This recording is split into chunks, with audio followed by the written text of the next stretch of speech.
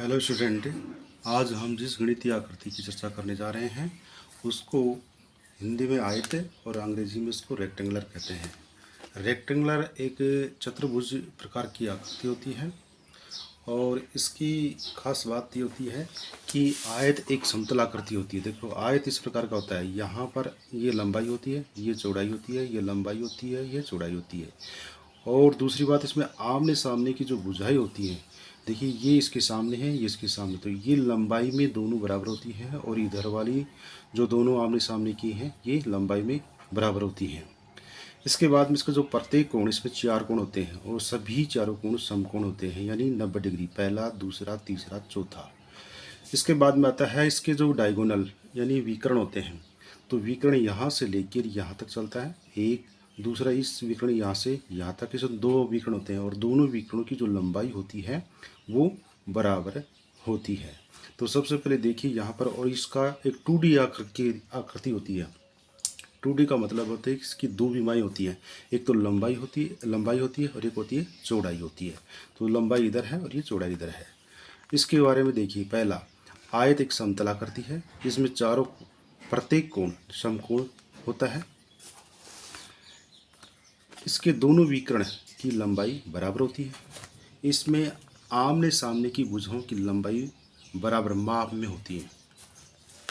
यह 2D द्विविमीय आकृति होती है। इसके बाद में आता है आयत का क्षेत्रफल। वो कैसे ज्ञात है? देखिए, आयत का क्षेत्रफल होता है लंबाई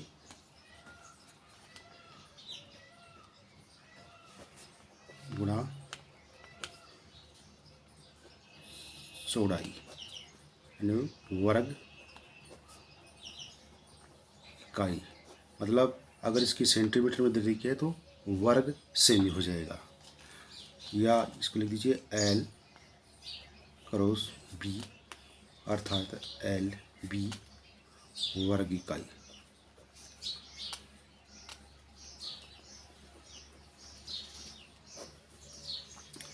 इसके बाद में आयत, तो आयत का मतलब ये होता है कि इसका जो ये चारों भुजाएं हैं, साइड हैं, 1 2 3 4, इन सभी का योग कितना होगा, अर्थात इसकी पूरी लंबाई कितनी होगी।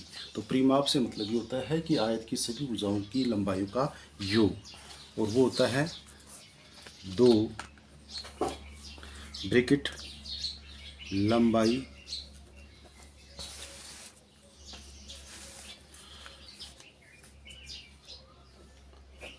प्लस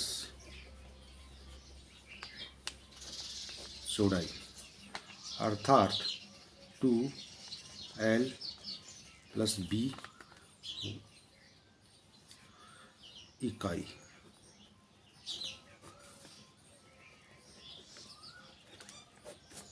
इसके बाद में आता है आयत के विकर्ण, यानी इस आयत के 2 विकर्ण हैं, एक और पहला ये और दूसरा ये। इसकी जो लंबाई कैसे ज्ञात करते हैं उसके लिए अलग से देखिए, आयत का विकर्ण यानी अंडर रूट लंबाई का स्क्वायर प्लस चौड़ाई का स्क्वायर बराबर अंडर रूट L स्क्वायर, इसमें B स्क्वायर इकाई। इसी से संबंधित, इस आयत से संबंधित एक उदाहरण लेते हैं। और एक आयत है, देखिए,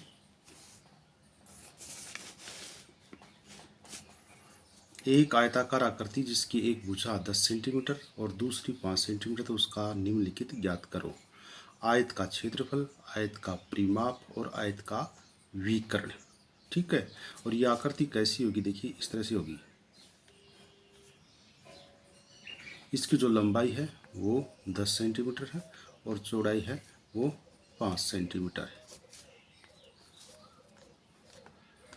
अब इसको आगे हल करते हैं। देखिए, सबसे पहले आयत का क्षेत्रफल लेते हैं, और आयत का क्षेत्रफल बराबर होता है लंबाई गुणा चौड़ाई।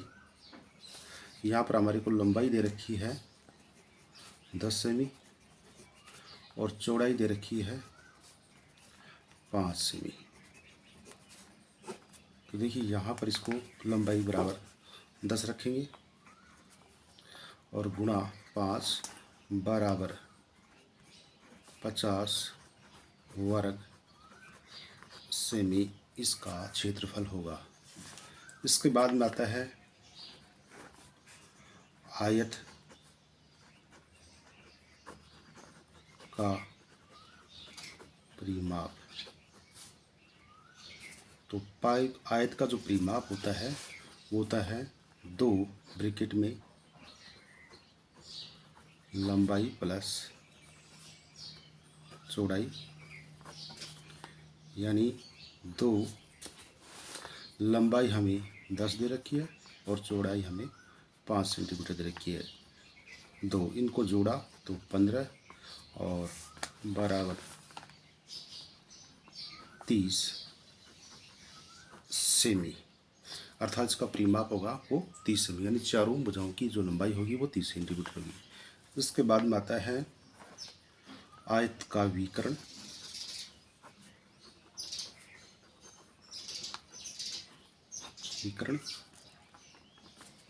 वो तो है अंडर रूट लंबाई का स्क्वायर प्लस चौड़ाई का स्क्वायर। तो हमें जो लंबाई दे रखी है वो है 10 प्लस 5 बराबर 10 का वर्ग करेंगे 100, इसका करेंगे 25, इनको करेंगे जोड़ेंगे तो हो जाएगा 125। अब इसको हल करेंगे तो देखिए अंडर रूट 5 गुणा 5 गुणा 5, यानी 5 को 5 से 25 पंजे 125 और 25 पंजे 125 को 125 5 से गुणा गए तो 25 पंजे 125, यानी इसके 2 का पेयर एक बाहर निकल जाएगा और एक अंदर रह जाएगा। देखिए इस पेयर को बाहर निकाल देंगे 5 और ये अंडर रूट 5 सेमी इसके विकर्ण की लंबाई होगी। देखिए यहाँ पर 125 है और इसको टुकड़े में कर दिया 5 गुणा 5 गुणा बराबर, ये एक जोड़ा इसको बाहर निकाल दिया और ये अंडर रूट में 5 हो गया। तो इसकी जो लंबाई होगी वो 5 अंडर रूट 5 सेमी होगी। तो जब भी कोई आयत दिया होता है तो उसके आयत का क्षेत्रफल और आयत के का परिमाप और आयत का विकर्ण निम्न प्रकार से ज्ञात करते हैं।